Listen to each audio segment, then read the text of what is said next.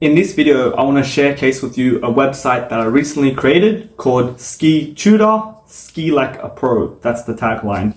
So I was reached out to do this website. It was a personal project for Lucas, who is extremely passionate about skiing. Otherwise, why else would he create a company called Ski Tutor? Essentially, I was hired to create a website, and this main website should serve as a information hub initially to start off with. So just a resource library, let's just say a bunch of articles, a bunch of videos, everything to do with skiing. And of course, you know, like all businesses, you can expand on it, you can create monetization opportunities, but this is essentially just starting out. So what we have here is just a hero section, and everything was custom designed in a way. It was not a template based. This was not a template-based site. Forgive me for that. But essentially, we have a hero section. You can see in the background there's a ski shot, so you can really know that it's about skiing. On top of this, Ski Tutor, the name really implies it has something to do with skiing. And obviously, if someone types in skitutor.com on the website, let's just say they should expect something to do with skiing. I mean, could you imagine if you go like skitutor.com and it has nothing to do with skiing? That's kind of a waste of marketing dollars. Side tangent. Anyways, so right now we have two clear CTAs. One is to explore those free resources, as I mentioned, like for example, like blog posts. And you'll notice the other button is a secondary CTA button, and it's indicated by a different design. And it says, truly your first time, start here. So this website immediately acknowledges the fact that, you know, it's gonna, for example, this website might be built on SEO because it's let's just say like a blog website. And if you do find this out through, you know, paid SEO or organic SEO, it acknowledges the fact that you might be your first time on this website. In fact, most people don't even think about this. If they go on your website, most likely it's your first time going on that website, especially if you're a business site. Otherwise, why else would they go on your site? And what's the point? You want to get new business, etc. So this was his idea, Lucas, the guy that hired me. I think it's a fantastic idea. So it's almost saying like, if you don't know what you're doing, click this button. And essentially this button will take you to a blog that explains first timer. You know what? Let's actually take a look at it right now. I've actually not seen it, but you can see right now this is saying, you know, what this is. This is the blog in-depth page. It has a scrolling down button right here.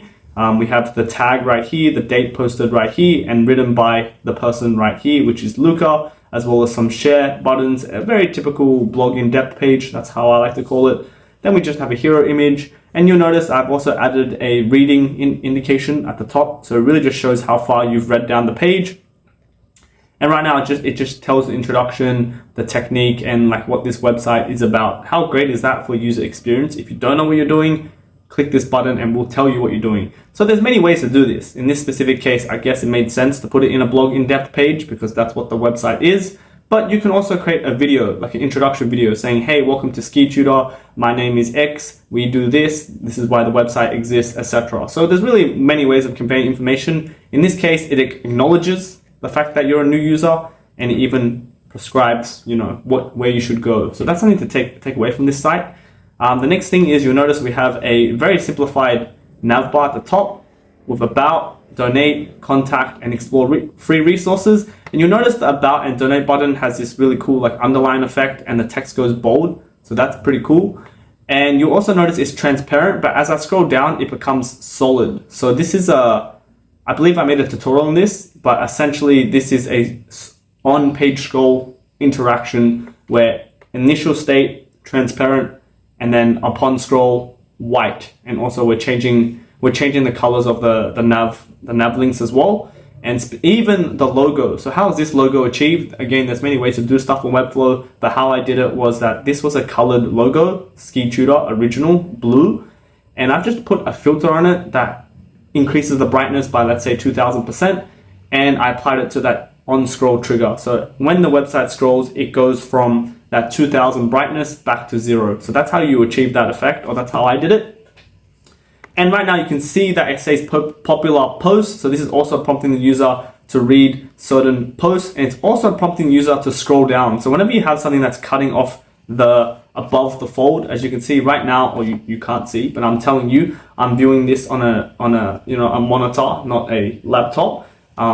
Regardless, laptop or monitor, this this, always doing something like this, really prompts the user to scroll down. Like, what is this? Some text are cut off right here. It prompts the user to scroll down above the fold. So that's the purpose of why I did that. And then here we just have a blog in depth. I'm just gonna call everything blog so you guys understand. Cards. So these are specific blog elements where the user can click into it and you can see there's a small interaction and you can see what type of category they are. And this is all done through the CMS, meaning the client can easily add them and, toggle like a switch saying if this is popular post or not. That's the, huge thing with Webflow. That's partly why he hired me. Then below that, straight away, we have our mission. So because this is a fairly new site, we're going to think about the users. Maybe in the future, let's just say, if this becomes really famous, you might want to put the mission on a separate page, So you really got to start off with what the user wants and who are the users. In this case, they're all brand new. Everyone is brand new. That's why we have these buttons right here saying first time. That's why we're just putting the mission right here. If this was a very, very well-known website, I don't know, let's just say medium.com, you don't need to explain yourself because everyone already knows it. They're just returning customers. So really the thing about who is on your site. That's why the missions are right here. Then below that is recent post. And again, at the time of recording this video, obviously, I'm assuming the owner is going to add more blog posts or CMS items. So that is why there's only 3 right now. And this is built with Swiper.js, if I remember correct. So let's just say right now, you can see it fits 4 cards. But let's just say there's like 10 of them. That's when there's the swipe feature available. So these are the recent posts sorted by newest to oldest in the CMS.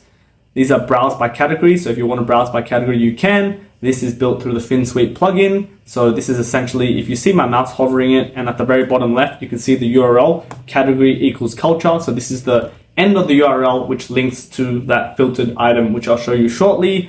Then we have ski tutors in a CMS. So these are like the authors. Think about it as an author, and the client can add more authors. Currently, there's just 1 at the time of recording this video.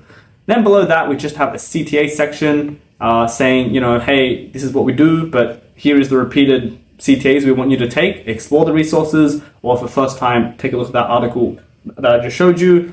Then we have our partners. So again, this is just one way of monetizing your website, where you can put logos in and they can pay you based on whatever you agree on. Again, I'm not speaking on behalf of Ski Tutor, but I'm just saying, for example, if you do have a website and you have Google Analytics installed on it, and let's just say you have 10,000 visitors and your specific website company is to do with, in this case it's skiing, but let's just say to do with food business, you could make a deck saying, hey, our website has 10,000 visitors a month. Here is the proof. We noticed that you might this is just an example. You might reach out to McDonald's and say, hey McDonald's, would you be interested in our customers? These align with your audiences. We have 10,000 people. Perhaps we can do like a partnership deal. Perhaps we can feature your logo for a monthly price. Perhaps we can do X, Y, Z. So really it depends on the negotiation and if it aligns with both brands, but that is one way you can do it. A really nice information that just shows like disclaimer, this is an affiliate link. So that's what this is in this specific case.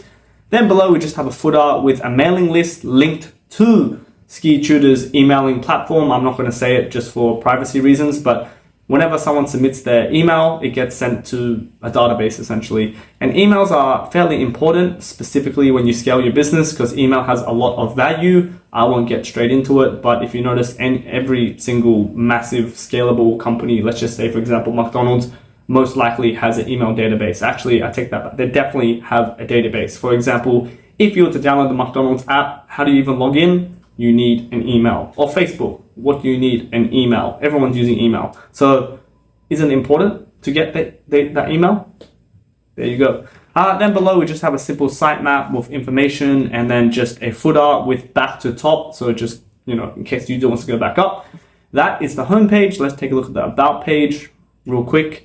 Right now we just have a background image. And again, everything's built in Webflow, meaning the client can update the background image if he wishes. He can upgrade all the text, he can update all the numbers, etc. You'll notice right here, it says 3 free articles written, 2,000 skiers helped, 30 years of combined experience, founded in 2024. So again, it's pretty new, but a lot of experience, a lot of people helped. And you'll notice that you don't notice, but I'm telling you, this number right here is actually linked to the CMS through custom code. So Right now they only have 3 articles, but let's just say the client updates it to 30 articles, or maybe if you're watching this in the future, this won't be 3. This will be reflected on the amount of CMS items. So, I thought that'd be pretty cool. Something dynamic, something that you can always, refresh the page and something will be new. Again, the main CTA, then we have meet the team, or, in this, if you want to think about it, like meet the authors. Then below that it has our mission, then it has our values, then it has meet the tutors / the team right here, again, CMS.